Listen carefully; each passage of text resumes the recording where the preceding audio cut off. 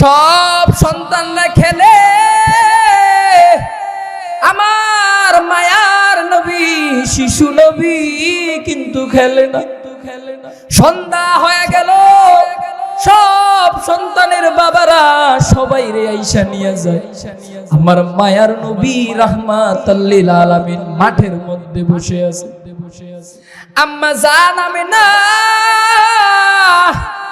ঘরের মধ্যে চিন্তা করতেছে, সব সন্তানরা ঘরের মধ্যে আইসা হাজির। আমার সন্তান মুহাম্মদ কেন এখনো ঘরের মধ্যে আসে? আম্মা জান আমিনা অন্যান্য সন্তানদের ডাক দিয়ে কয়, তোমরা আমার সন্তান মুহাম্মদ রে দেখছো নি? অন্যান্য সন্তানরা ডাক দিয়ে বলে,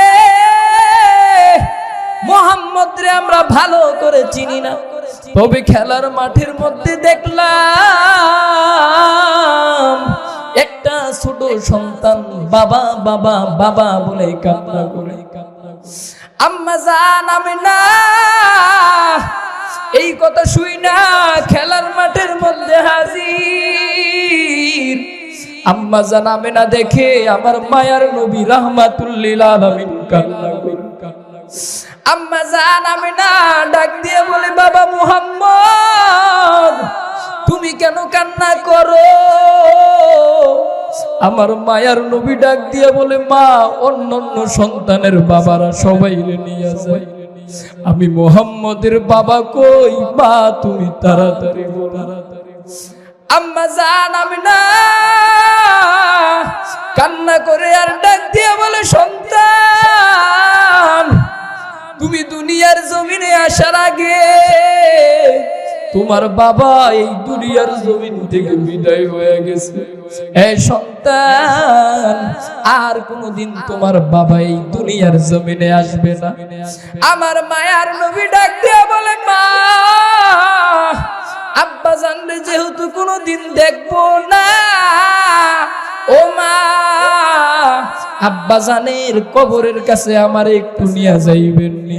আম্মা জান আমেনা দাদা আব্দুল মুত্তালিবের কাছে গিয়া বলে, আব্বা জান আপনার নাতি মুহাম্মদ তার পিতা আব্দুল্লাহর কবরটা দেখার জন্য ইচ্ছা করছে। আব্দুল মুত্তালিব আম্মা জান আমেনা রে ডাক দিয়ে কয়, যাও যাও আমার নাতি মুহাম্মদ রে নিয়া আমার সন্তান আব্দুল্লাহর কবরের কাছে যাও। এরে নবীর উম্মতের দল, আমি যে কথাটা আপনাদেরকে বুঝাইতে চাই, আমার মায়ার নবীর কিন্তু মা নাই, আমার মায়ার নবীর বাবা নাই। এই জায়গায় অনেক সন্তান আছে,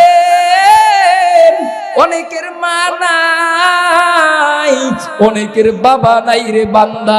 ওই মা বাবারে যারা